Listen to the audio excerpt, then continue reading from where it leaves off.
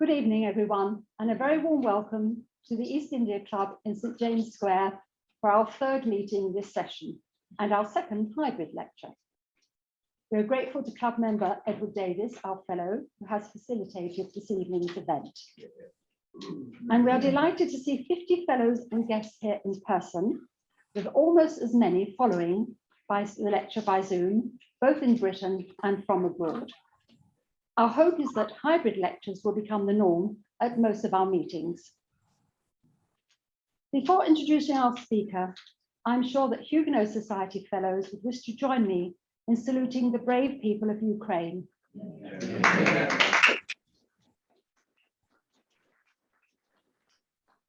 who are fighting for their country and those obliged to flee as refugees in the most appalling conditions. They are all in our thoughts and prayers.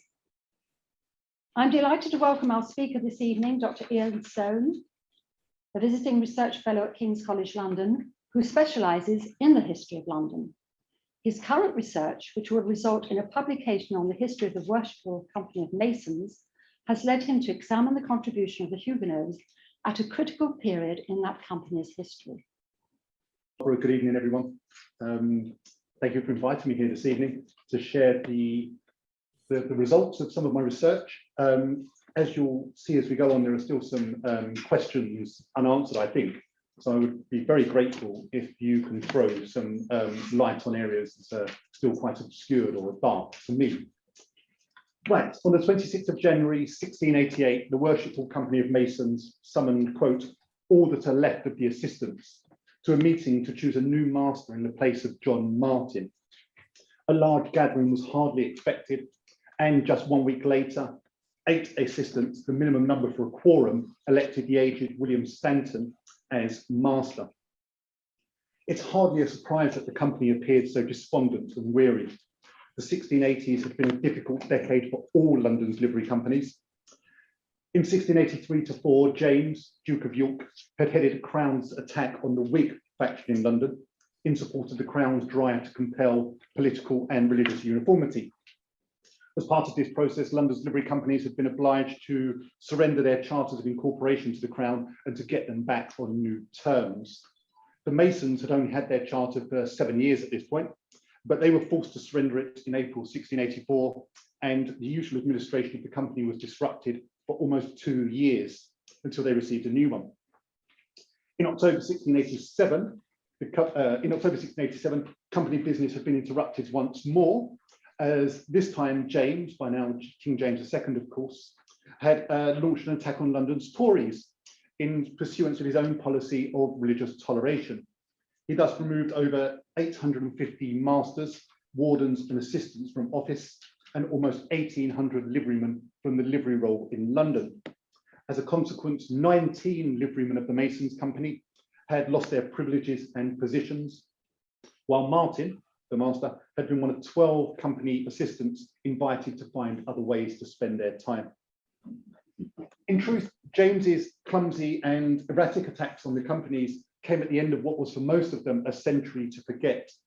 The company's positions as regulators and controllers of economic production in London had been seriously undermined. In theory, at least, anyone who wanted to work in early modern London had to take up the freedom of the city through a company. They usually did this by what we call servitude. That's at the end of a 7 or 8 year long apprenticeship. They would obviously submit to the company's officers and oversight. But as we can see here, London had long since burst its walls. In 1600, it was home to 200,000 souls. At the end of that century, perhaps 3.5 times as many. The companies had neither the jurisdiction nor the capacity to exercise their jurisdiction in a city as big as this. Moreover, a series of legal judgments had declared many of their powers illegal, and the prevailing economic wind was more open and proto-capitalistic than the closed artisan world of the medieval town. 17th century London was the world of the joint stock company and the coffee house, of subcontracting labour and of large manufacturers, employers and investors. What economic role was there for the livery company in that realm? There had also been a steady erosion of the company's financial position. Queen Elizabeth I had extracted £100,000 from companies during her reign, while King James I had wrung £60,000 from them to finance the Ulster plantations. It's impossible to know the amount to which the companies contributed both to Crown and Parliament during the civil wars of the mid-17th century, most of which was by way of loans that were never repaid, but the sums were huge. In 1642 alone, Parliament had demanded £100,000 of the companies. In addition to all of that had been the damage wrought by the Great Fire, of course. 44 livery company halls were destroyed and many companies saw their rental portfolio wiped out. Mason's Hall and its 3 attached tenements were consumed by the fire on Tuesday, the 4th of September, 1666. However, by 1674, the company had spent at least £800 and probably much more than that on its reconstruction. Most of that money was raised by way of loans and subscriptions from members. To pay for its royal charter in 1677, the company had again borrowed money. Now, there was nothing wrong with debt per se. Almost everyone in late 17th century London was in debt to someone or other, from the king and his aristocrats down to the small shopkeeper in London. Large mason contractors in particular were used to carrying significant arrears for extended periods of time. Unfortunately for the Masons Company, it was unable to meet its obligations, and throughout the troubled 1680s, the company repeatedly defaulted on its obligations to its creditors, while at the same time increasing its debts elsewhere. In 1686, for example, it was only able to meet the cost of its new charter by again turning to its members. In 1690, the company found itself defending 2 legal actions for payment of debts, and by 1694, the company owed past Master William Stanton £350. Against this backdrop of political attack, court action and financial stress, it's unsurprising that many members of the company were reluctant either to assume or discharge the responsibilities of office. The rental warden was in charge of the company's finances. In 1689, Jasper Latham refused to hold the office. 1 year later, John Young failed to submit his accounts for audit. In the same year, William Hammond declined to take up the office of master. As a consequence, the regular cycle of auditing and accounting that was survived since at least 1619 broke down completely between 1688 and 1691. After James had suspended so many of the company's assistants, attendance at court meetings in these years was dreadful too. Now, the return to political stability under William and Mary gave the companies and indeed the Corporation of London some much needed breathing space. Certainly it allowed the Masons Company to steady the ship. Court meetings were better attended, the company's records were brought into good order, and there was a return to regular and methodical accounting. Steps were taken to increase revenue from quarterage and to cut corporate expenditure. Senior assistants such as Edward Strong Jr. and Thomas Hill, 2 Masons that were very much involved with the reconstruction of St Paul's Cathedral, lent the company money to settle its obligations, and largely thanks to Strong's good work as treasurer, their loans had been repaid by 1715. Some Masons remitted debts they were owed by the company in return for promotion through the company's ranks. Others wrote off debts out of sympathy they felt for the company's plight. In short, by the start of the 18th century, through the hard work, commitment, ingenuity, and generosity of many leading members of the Masons Company, the company's finances had been put back on a firmer footing, and the company was still a going concern. That was no small achievement. However, there was another serious and related challenge to its position, and it was one that the company had yet to solve. To ensure an adequate and affordable supply of labour for the colossal task of rebuilding London after the fire, Parliament had passed an Act for the Rebuilding of London, which had opened up the labour market to construction workers in the city. In its simplest terms, it offered any foreign worker, that is somebody who was unfree of the city, the right to come and work in London for 7 years, and at the end of that period of 7 years, to work on the same terms as a freeman of the city. Now, if you look at your handout, this wouldn't work on the slides. I've given it, everyone should have a handout here.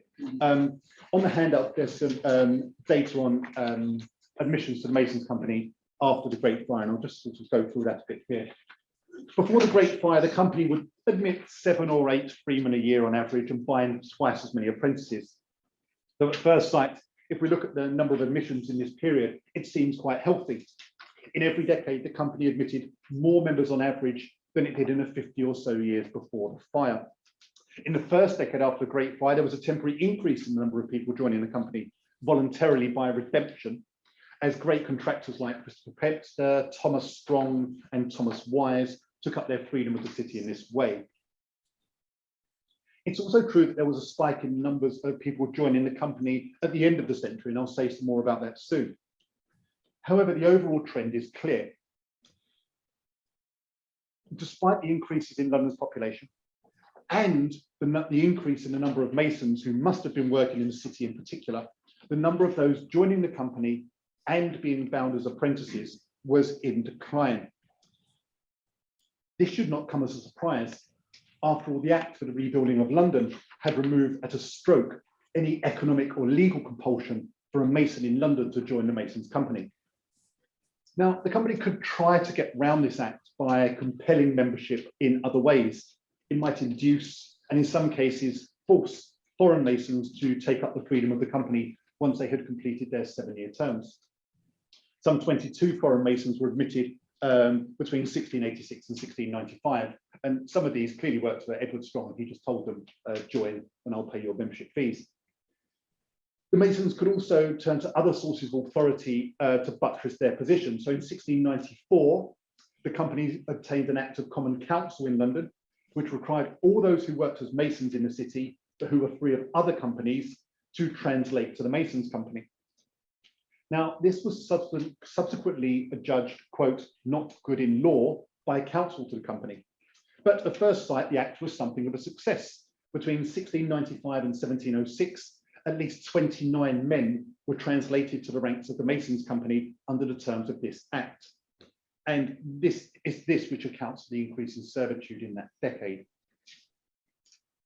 However, if we dig a little deeper, then we can see it was actually less impressive than it first appears, because these numbers are admissions, not members. And there are also those who were translated from the Masons' Company to other companies under similar acts or provisions. Indeed, in 1696 and 1706, the Masons' Company Court of Assistants even complained that, quote, a great number of coachmen and gardeners, and we can see this here in the second line, a great number of coachmen and gardeners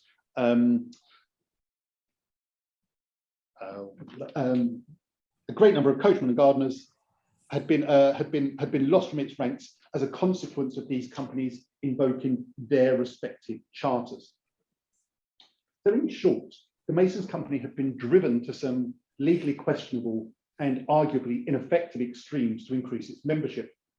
Certainly by 1706, it seems that the company's initiatives had run out of steam somewhat. In 1705, there were just 8 admissions to the freedom. In 1705, 6, and in 1706, just 3. It is then no surprise when the Masons' Company's Court of Assistants met on the 2nd of October, 1706, it took note, quote, of the declining state of this company, which we see that in the first line here, and it resolved in the fourth red line here, it resolved to use all fair means to enlarge its membership. Faced with a decline in the number of those seeking admission by servitude, the company decided to attract more members by redemption, that's voluntarily. To do this, the court instituted 2 incentives. The first was aimed at potential recruits. It cut the fee for admission from 36 shillings to 3 shillings and 4p. The second was targeted at the ministers and officers of the chamber, that is the Chamberlain's office at the Guildhall, that shall bring in persons to be made free. And this is down here at the bottom, the ministers and officers of the chamber. For these men, the company now offered fitting encouragement, that is a commission of 2 and 6 for every admission that they pushed the company's way. Now, it was a surprise to me, well, shouldn't be really, we're not every company's like, don't we? But the Masons were not the only company to have put upon this expedient. Certainly, it seems that a brisk and profitable market had opened up at the Guildhall in redemptions admissions, because by June 1708, the Masons' assistants had heard tell that other companies were paying 5 shillings. So they enhanced their gratuity to 5 shillings or 6 shillings as the clerk shall see fit.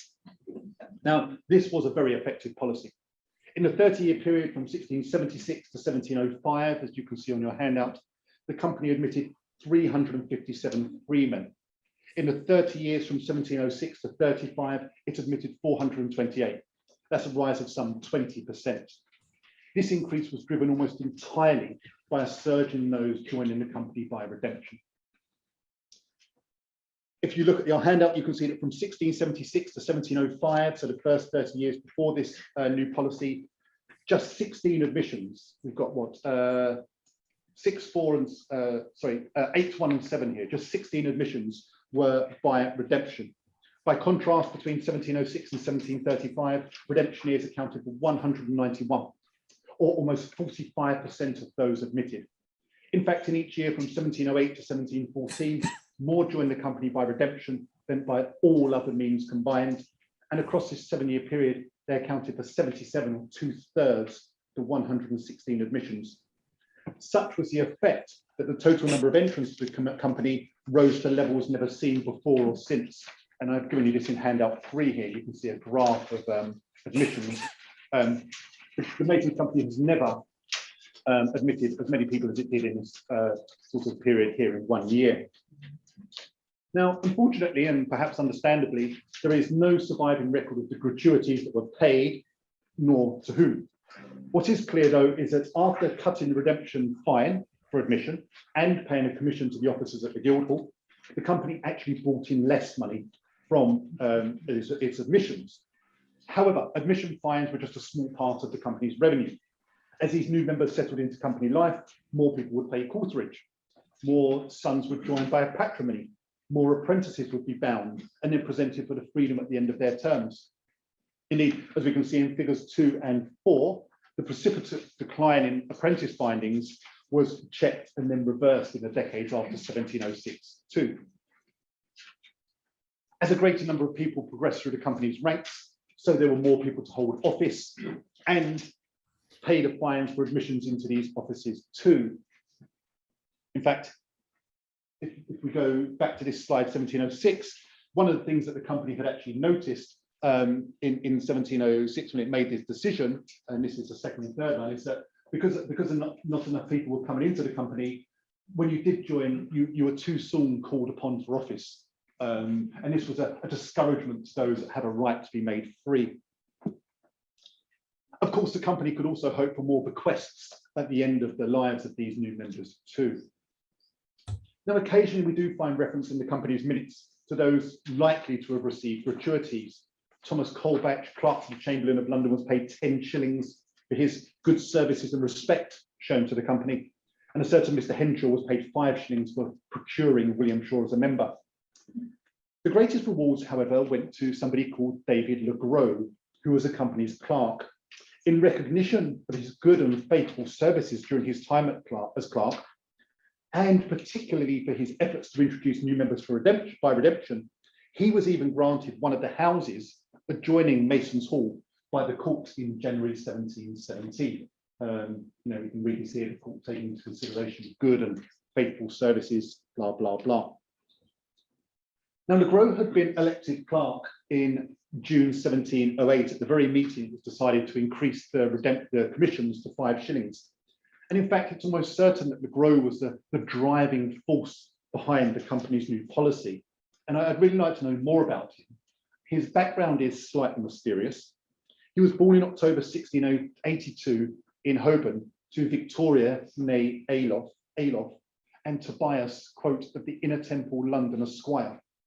Now, Victoria may have been related to the Alofs, a family which supplied benchers, judges, and other officers of the law connected with Lincoln and Gray's Inn.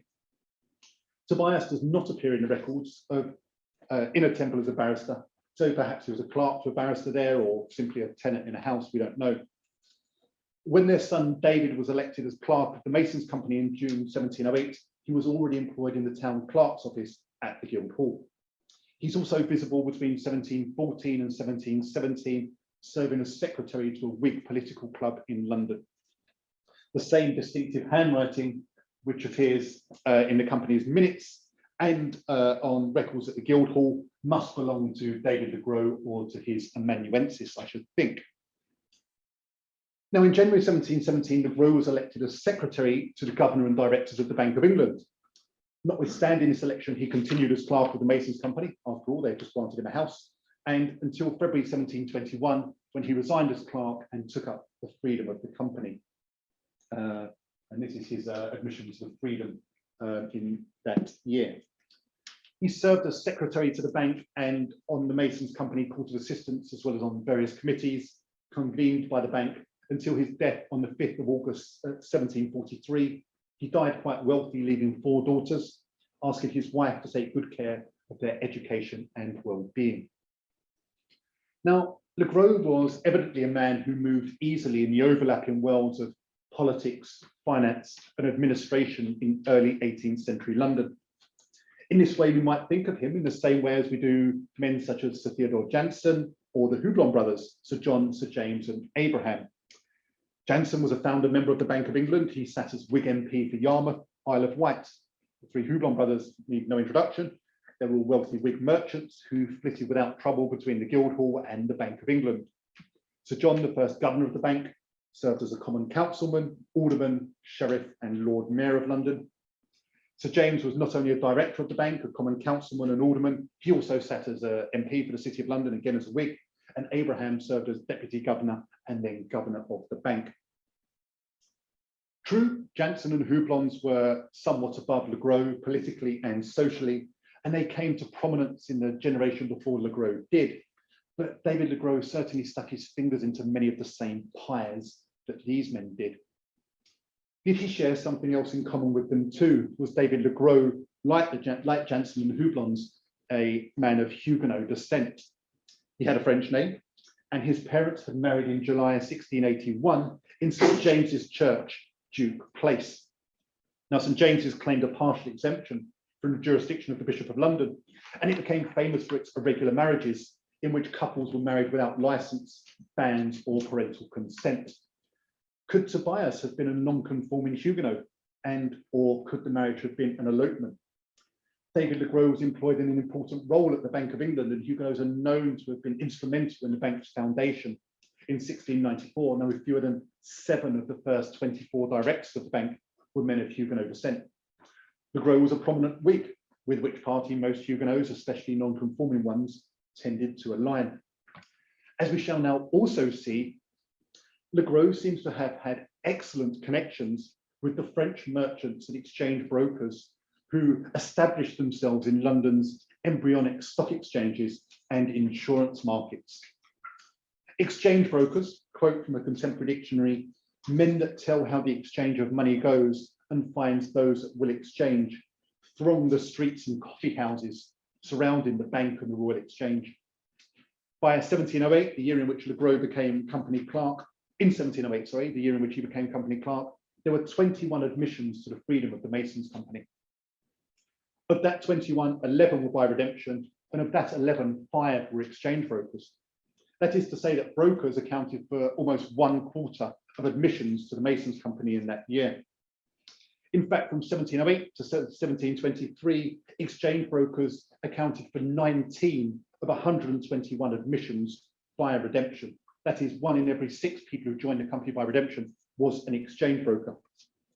No wonder then that when the Masons Company thanked Le Gros for his efforts in January 1717, they took particular note of the quote, benefits and advantage that this corporation doth and may receive from the many substantial traders and others who through his means have been admitted as members thereof by redemption. And that's in the middle of this slide here. But what's also striking is just how cosmopolitan this intake was. 12 of the 19 exchange brokers admitted by redemption in these years were not English. One of them, Adrian Lofland, was Dutch, another, Gerard Schwartz, was German, and 10 of them were French. Now, I've given you the names of just 10 of these exchange brokers on a handout. I shan't go through them all here. You have their details here. But as you can see, at least 9 of these 10 men were identifiably Huguenot. And the other one, the 10th, John de Maistre, he's hard to identify with certainty, but he may have been the John de Maistre, or indeed the son of John de Maistre, who was a congregant of the French church in Threadneedle Street in 1680. The company's intake of international redemptioneers in the early 18th century was not, however, limited just to exchange brokers. Huguenots who followed other occupations joined the company's ranks. David Bouchard, for example, was a mercer and a congregant at the Huguenot churches in Threadneedle Street and Artillery Lane. Aubin Jean de Masse and Abraham de Roemier seem to have been good friends. Both came from Amsterdam, although they were almost certainly of Huguenot descent.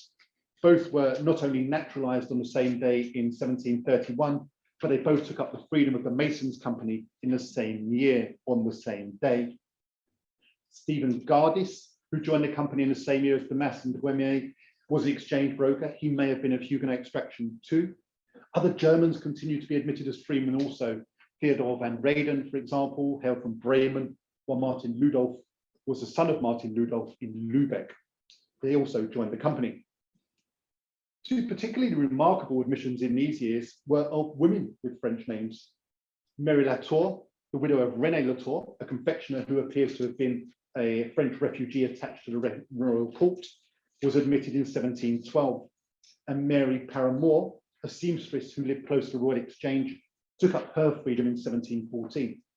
In fact, Latour and Paramore were just two of the 9 women who joined the company by redemption in the first 4 decades of the 18th century. Now, this was an unprecedented development in the company's history. Hitherto, women had only participated in company life in one of several sorts of fixed ways. They could come to dinners as wives of as guests of their husbands, or widows who either assumed the membership of their company at their husband's desk, or they were elected to receive a company pension or other charity. In the early 18th century, they continued to play these roles, of course, but they also joined the company in their own right. Most of the women who joined appear to have been business owners. Anne Baker, for example, was a victualler in Finch Lane, and Anne Sparhawk, I guess that's Sparrowhawk, and Catherine Wright were milliners and business partners. Now, the Huguenot influence on the Masons Company was not just limited to the admission of these men and women by redemption, whom we've seen already. Children of Huguenot descent, for instance, sons of both Francis Buger and Jean-Louis Paulin, were admitted to the company via patrimony. In 1827, John Paulin, which is almost certainly an anglicised version of Paulin, the grandson of Jean-Louis, served as master of the company. If you look on your handout as well, handout figure 4 here, I've given you some examples of Huguenot apprenticeships. Some Huguenots bound their children as apprentices. Mary Latour, Jean-Jacques Sex, and Samuel Denage, for example. Others bound apprentices from within the Huguenot community who were not their children, and we can see their names here. In several instances, the connections were quite close. So let's just take one example. Paul Manville Lacoze witnessed the baptism of Paul de Monchel, the son of Nicholas, a clockmaker, and Esther in 1696. Well, 14 years later, in 1710, he took Paul as his apprentice. Aliens and men who had been born overseas had joined the Masons Company previously. It's also no surprise that after the accession of Dutch and German kings in 1689 and 1714, and the subsequent arrival of many of their countrymen, that men born in Holland and Germany appear in the records of London's companies. Nor is it particularly astonishing to find Huguenots taking up the freedom of a company in a city with a population which may have been perhaps as many as 5% Huguenots. Perhaps at times Huguenots were overrepresented, if I can use that phrase, in the Masons Company. In certain years, for example, 1708 and 1721, they accounted for a fifth or a quarter of all the admissions. And in 1731, the 7 or 8 liverymen of Huguenot extraction comprised some 10% of the 68 liverymen in total on the company's strength. But that's a list only of liverymen and not freemen. And of course, it's just one snapshot in time. In many years, no Huguenots joined the company at all. In fact, if we again take that 30-year period from 1706 to 1735 as an example, when 428 men and women joined the Masons Company, some 24 or just over 5% were Huguenot, which is perhaps the exact proportion that we should expect. but that in itself leads to some thought-provoking conclusions. Well, first, it has long been known that wealthy merchants such as Sir John Houblon joined rich mercantile companies such as the grocers or the weavers, or such as the grocers company, or that the weavers company attracted large numbers of Huguenot weavers. The study of companies like the Masons, with which Huguenots are not immediately associated, shows that Huguenot penetration into the livery of London was far more widespread than we might first think. Becoming a livery meant acquiring the vote, and these Huguenots were eager to join the ranks of London's enfranchised men. In fact, what we can see here is more evidence for the rapid and easy assimilation of many Huguenots into London life in the early 18th century. Huguenots did not clanishly flock together into certain companies, rather they diffused quite extensively into the wider livery, indeed as they did into London society on the whole. Second, it seems that the new entrants were easily assimilated into the Masons' company ranks, for the most part at least. If the company had a religious ethos at all, it was one of laissez-faire conformism only. Families of Quakers like the Hollands and of Anglicans like the Strongs appear to have rubbed shoulders for generations in the company without any confessional divides ever becoming apparent. In the 1830s, at a time when Roman Catholics were still subject to several significant disabilities, the courts were clear, quotes, that no feeling of religious exclusion exists in the company, and that it would not operate even against Roman Catholics. Not once was the nationality or religion of those joining the company marked next to the name of an entrant. Not once was a single man or woman described as French or Huguenot in the company's books. As far as members of the Masons company were concerned, at least according to their official records, the Huguenots and indeed the Germans and the Dutchmen who joined the company, whether they were conformist Anglicans or not, were no different to any other freeman of London. There is, however, perhaps a little evidence for political tension in the febrile atmosphere following the 1715 Jacobite uprising. In June 1717, the court considered the petitions of two men to be company beadle after the incumbent, John Miller, had been imprisoned for an unknown reason and discharged from his duties. Miller was a Tory, and it's suggestive that the successful petitioner, William Trimmer, stressed not just his humility, soberness, and integrity, but also his loyalty, quote, to His Majesty King George and the illustrious House of Hanover. We should not draw conclusions too firmly from this very sparse evidence. Certainly we can't sort of conclude that a majority of the assistants were Whigs, or that it was Miller's political sympathies that had landed him in hot water. However, the petitions would almost certainly have been delivered to Le Gros, whom we know was a prominent Whig, and he was held in the highest regard by the company's assistants before the petitions were presented to the court. So we might surmise then that Trimmer had realised that if he was to be successful, then Le Gros was the man to please, and he knew exactly the right tone to strike. A third conclusion to draw from this study is that in the first decades of the 18th century, the face of the Masons company was changed utterly. Women joined the company in their own right as businesswomen. They did not take the livery, nor did they hold office, but they did participate in company life. So if we look here, for example, this is a receipt from Mary Paramore. She made the ribbons and the cockades, which the company displayed on Lord Mayor's Day. The company's membership also became more cosmopolitan and religiously pluralistic than it had ever been before, and perhaps has been since. True, these two developments did sort of unwind in the decades after 1735. After the admissions of Anne Sparhawk and Catherine Wright in 1735, no women were admitted in their own right to the company until 2004. There's no immediately obvious explanation why. No resolution was ever passed which forbade female admission. It seems simply to have been one of those things that acquired its own precedent. Similarly, the number of international applicants fell, and in the 1830s, some 16 of the 20 assistants, that's 80%, were conforming Anglicans. There was too a decline in the number of men admitted, most notably of redemptioneers. Why was this? Well, I think we might say sort of three things really. Other companies, for example, the shipwrights and the girdlers, began to pay commissions or kickbacks as high as 1 guinea. In 1730, the Chamberlain of London began to sell freedom by redemption to raise money directly.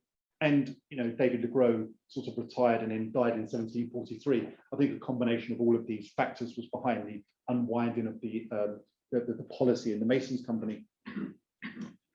However, perhaps the most significant development in the early 18th century was the weakening of the company's connection through its membership with its craft.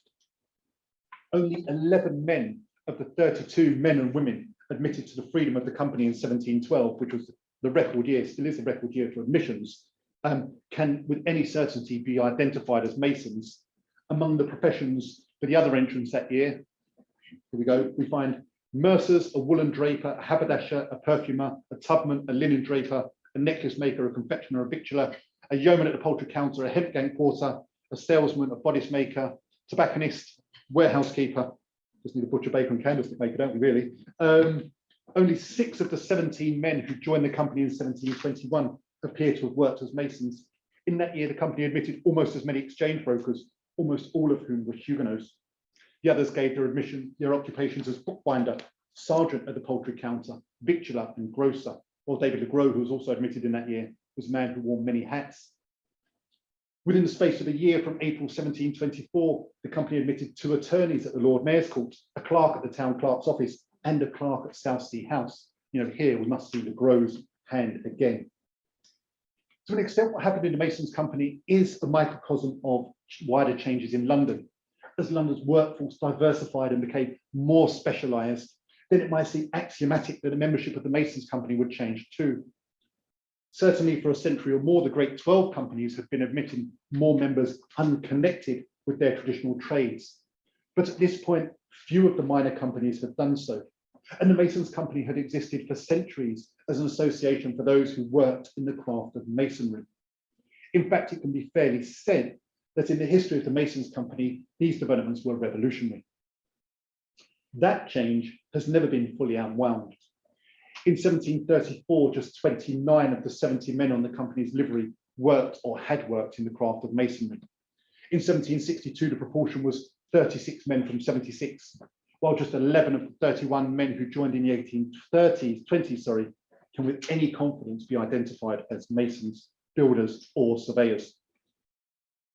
When George Unwin completed his magisterial study of London's companies, he argued that the Masons were one of many smaller companies who could, quote, claim a real connection as far as their membership was concerned with their several trades.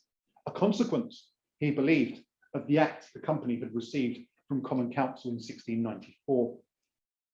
Well, in light of all that we've seen today, that conclusion cannot hold. The Act of 1694 had little or no long-term effect on the company's membership, nor did a subsequent Act of Common Council in 1712, which, as Kellett showed, sought to clamp down on the unfree labour market in London. Indeed, if an inward-looking company had put its faith in compelling membership on those who worked in the craft under the terms of this Act, it's questionable whether the company would have survived at all. The company's decision to lower its redemption fine and to pay gratuities for referrals, however, did have long-lasting effects. It's hardly an exaggeration to claim that it helped to secure the company's future. Faced in 1706 with a choice of changing or dying, the company chose to change. It threw itself open to London in all its infinite variety in the succeeding decades, and it thrived.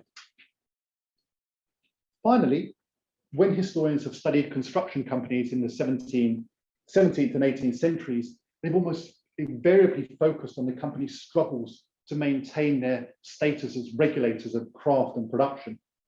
And the overall impression from these studies is one of ineluctable decline. The Masons Company had certainly come to nadir of its fortunes at the end of the 17th century. But this study has shown that it was able to check and then reverse the fall in its membership in the decades which followed. In both 1689 and 1690, the company admitted just 3 members each year. It managed to increase its admissions thereafter, but by 1705, there were just 6. And in 1706, just 3 admissions. In the years after 1706, the number of admissions shot up. In 1712 alone, 32 men and women joined the company. The increase in the number of admissions soon translated into higher income and greater financial security. In 1681, the company had been so short of money that the court agreed to have, quote, no dinner, but only a breakfast before they went to their stands on Lord Mayor's Day. In 1690, the company was drowning in its debts and being pursued in the courts by its creditors. As late as 1792, that is 36 years after the Great Fire, the court could still lament, quote, the present circumstances of the company and the greatness of the debts wherewith it is encumbered, and occasioned chiefly by the hall being burnt in a late dismal fire. By 1717, having cleared its debts, the company bought a property in Bishopsgate from one of its members, assistants, even William Holland, for £200. 10 years later, the company purchased £200 worth of interest-bearing stock. In 1739, the company spent over £60 on food, drink, tobacco, and music to celebrate Lord Mayor's Day. In that year, it was able to pay 5 men annual pensions of £2 each, and 7 widows one of £1 each. Among the later beneficiaries of these pensions were Alexander Duja, son of Francis, who had joined in 1721, and Martha de Masse, widow of Alban from Amsterdam, who had joined in 1731. By 1740, gone from the company's accounts were all the signs of financial stress which had plagued it at the end of the 17th century. This was quite a transformation. Membership of the remodelled company, in which the Huguenots of London had played no small part, was at the end of this golden period now much more attractive, worthwhile, and fun. Thank you very much, Ian, for that fascinating lecture.